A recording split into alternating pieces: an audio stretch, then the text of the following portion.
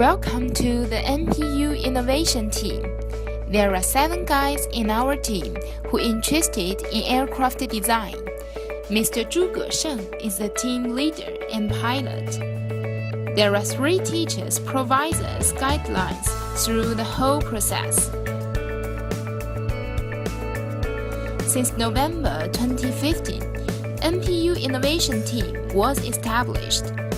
For nearly a whole year's time, accompanied by discussion and even quarrels, we have devoted to the new flying competition to do a series of work such as task evaluation, overall design, 3D modeling, flight test, optimization and improvements.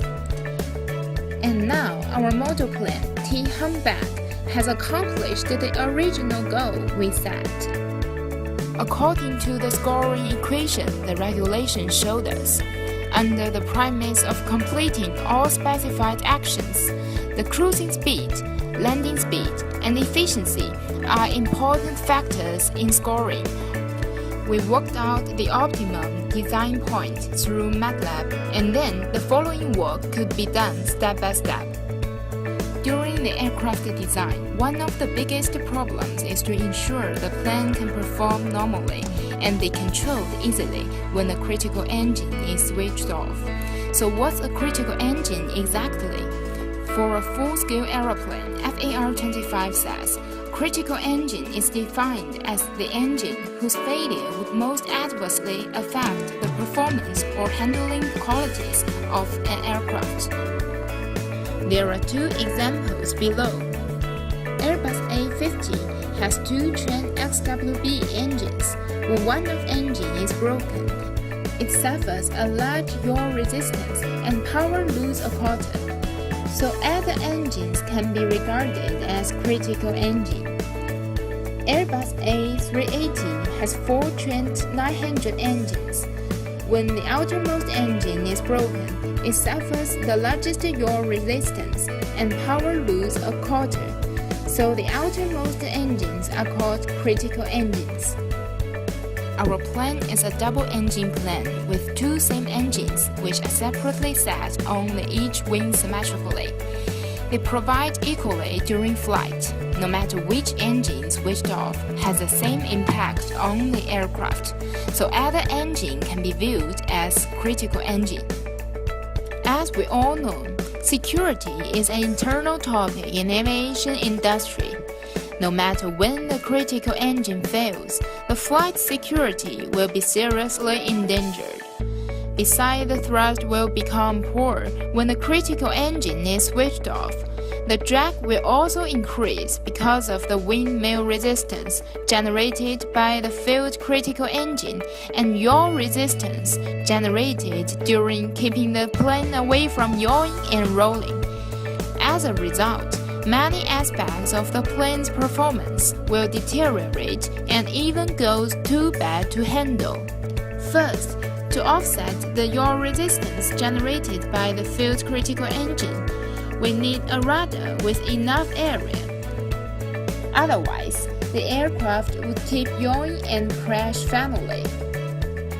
As we enlarge our rudder control surface, yaw resistance generated by the rudder became larger, which is enough to offset the yaw resistance generated by the failed critical engine. Therefore, our plane can hold direction and fly normally in the sky. Second, after switching off the critical engine, the drag ascends markedly.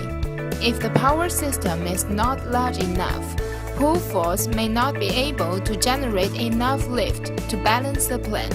Then the plane keeps sliding and crash in the end. As we improve engine power, lift generated by the pull force become larger, which is enough to offset the gravity. Then our plane can keep balance in the sky. In our flight test, the undercarriage caused a great trouble unexpectedly. During the takeoff process, especially when the critical engine was switched off, The nose gear always shimmied seriously, accompanied with being hard to hold direction and overcoming the extra drag. It usually led to the failure of the landing gear, so that we had to spend a lot of time on fixing it. After reflection and discussion, we decided to carry out the following 4 improvements.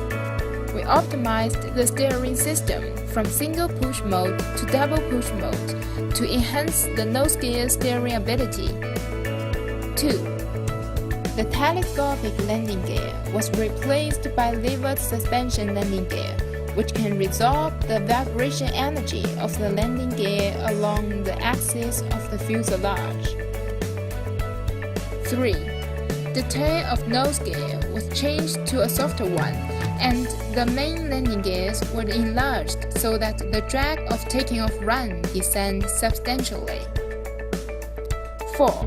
We also designed flaps particularly to increase the lift-drag ratio and decrease the takeoff speed, so that we can reduce the engine power in the takeoff stage to lighten the burden of landing gears to offset the yaw resistance. The following flight test had proved that the new undercarriage system was strong enough to offset yaw resistance generated by the field critical engine during takeoff stage. Therefore, our plane can take off easily even if the critical engine is switched off. What's more, to further improve our plane's maneuverability, our plane was added augmentation system, armed with which the flight can be much more stable, energy-saving, and operating friendly for our pilot.